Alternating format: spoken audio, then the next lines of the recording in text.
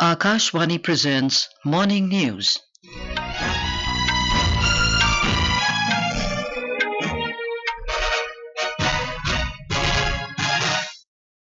Good morning. I'm Anuja Kumar. The headlines.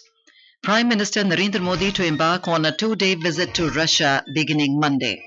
Centre issues guidelines for development of standards and regulatory framework under National Green Hydrogen Mission.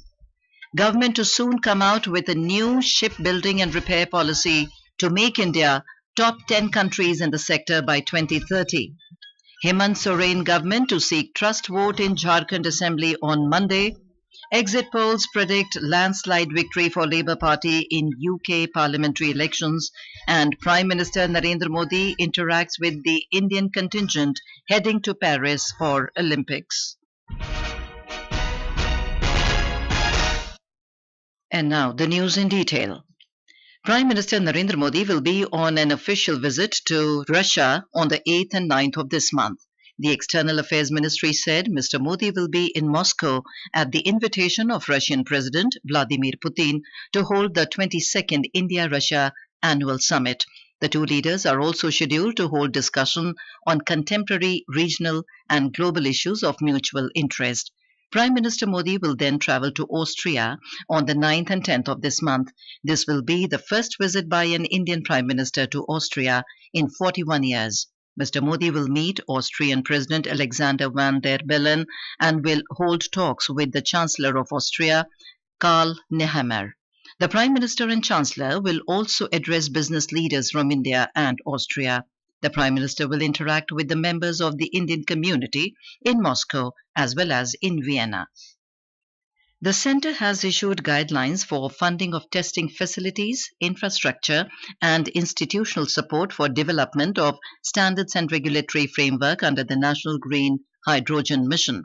The Ministry of New and Renewable Energy has said that the scheme will be implemented with a total budgetary outlay of 200 crore rupees till the financial year 2025-26. The scheme, to be implemented by the National Institute of Solar Energy, will support identification of the gaps in the existing testing facilities for components, technologies and processes in the value chain of green hydrogen and its derivatives. Our correspondent reports that the National Green Hydrogen Mission was launched on the 4th of January last year with an outlay of over 19,700 crore rupees up to the financial year 2029-30. The government will come up with a new shipbuilding and ship repair policy soon to make India amongst the top 10 countries in the sector by 2030 and top 5 by 2047. This was stated by Secretary in the Ministry of Ports, Shipping and Waterways, T.K. Ramachandran, yesterday. He said if tremendous demand stemming from the needs of the Indian shipping market are adequately targeted by Indian shipyards, it may result in an opportunity to the extent of over 20 lakh crore rupees by 2047. Mr. Ramchandran chaired a workshop on the issue yesterday, which was attended by more than 100 participants from 50 organizations. New and engaging textbooks will be introduced in Class 3 and 6 from the academic year 2024 to 2025. The Education Ministry informed the textbook development work is in the final phase and 9 textbooks for grades 3 and 6 are already available. The remaining 8 will be available very soon. It was discussed as Union Education Minister Dharmendra Pradhan did a detailed review of the progress of National Council of Educational Research and Training, which is NCERT, textbook development with the Secretary, School Education and Literacy, Director of NCERT, and the Chairperson of Central Board of Secondary Education in New Delhi yesterday.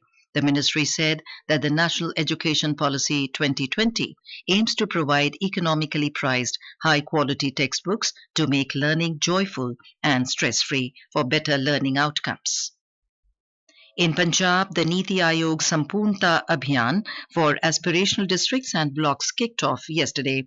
Under the Sampurnta Abhiyan, continuous efforts will be made to achieve 6 key indicators. A report. Niti Aayog's Sampurnata Abhiyan covers 2 aspirational districts and 10 blocks of Punjab. Here, awareness campaigns will be run on various important works related to health, nutrition, agriculture and social progress. A large number of people from the area reached the Sampurnata Abhiyan function organized at the Govt Senior Secondary School, Firozpur yesterday. School teacher Amanpreet Talwar described this Abhiyan as very beneficial. Health awareness के बारे में बात की जा रही है।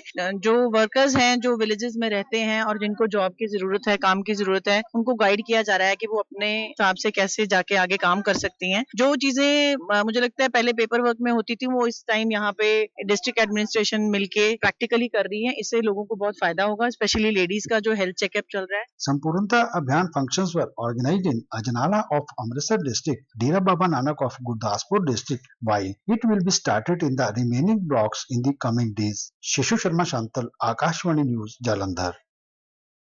Niti Aayog yesterday launched a nationwide campaign, namely Sampurnta Abhiyan, with a focus to attain saturation in 12 key social sector indicators in 500 aspirational blocks and 112 aspirational districts. 6 persons, including 4 men and 2 women, have been arrested in connection with the Hathras stampede that resulted in 121 deaths.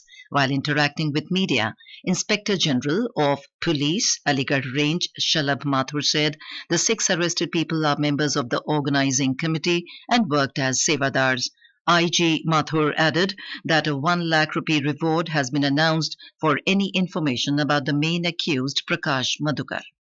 Meanwhile, a 3-member Judicial Inquiry Commission has been formed on the instructions of Chief Minister Yogi Adityanath to investigate the Hathras stampede incident.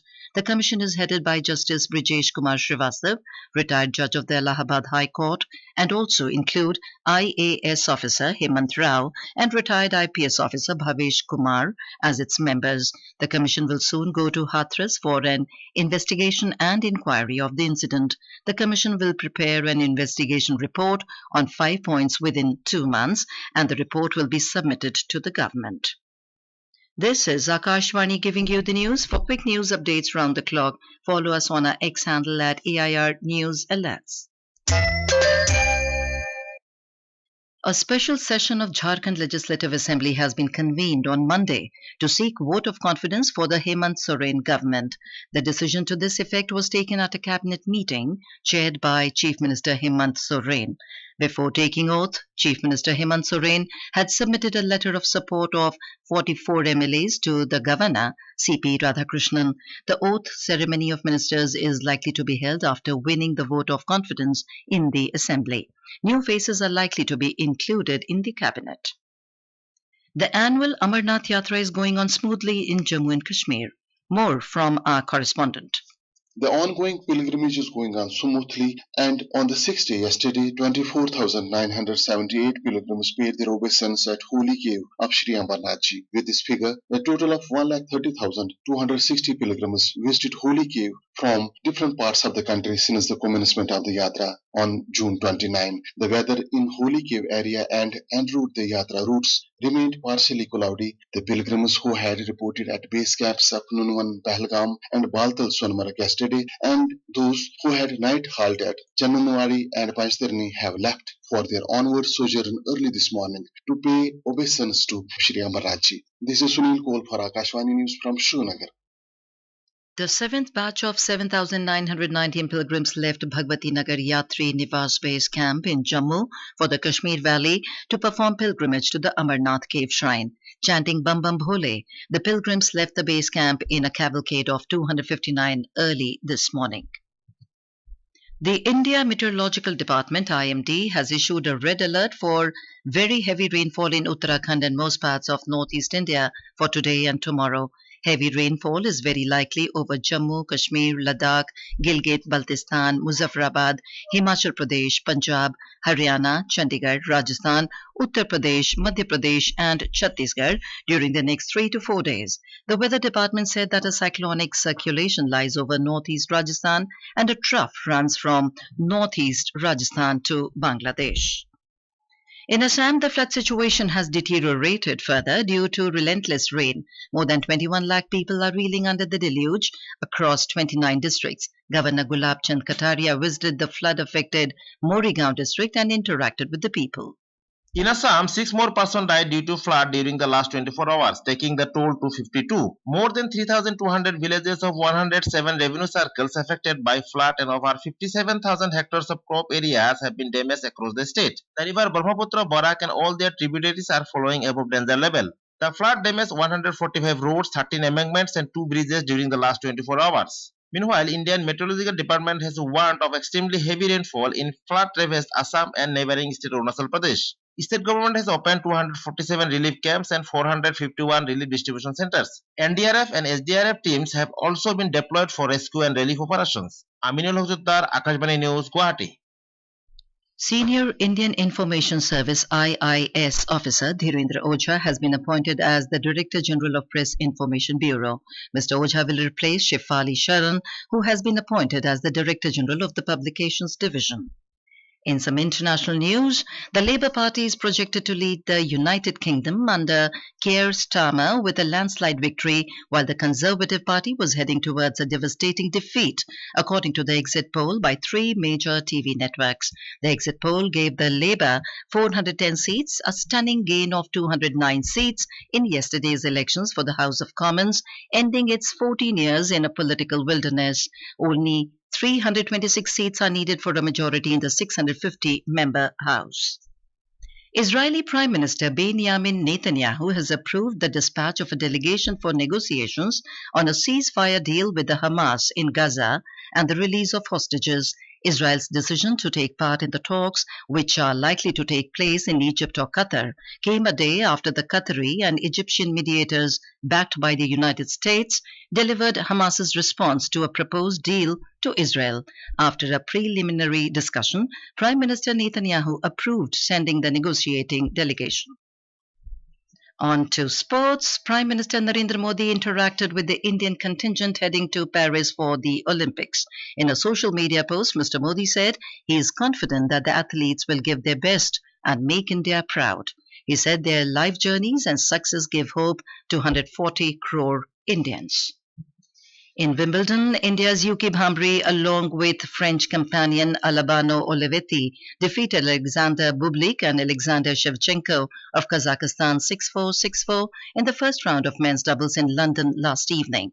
India's Rohan Bopanna and his Australian companion Matthew Ebden also kicked off their campaign with a victory over an all-Dutch duo Sander Aarons and Robin Haas 7-5, 6-4 in the first round of men's doubles in London. They will face German pair of Hendrik Jebens and Konstantin Franzen in the next round. However, India's Sumit Nagal and his Serbian partner Dusan Lajovic suffered a straight-set loss in the opening round of men's doubles.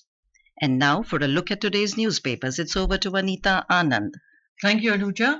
Cup of joy comes home, writes Hindustan Times on its front page as Team India returns to heroes' welcome in the maximum city with a sea of love for champs.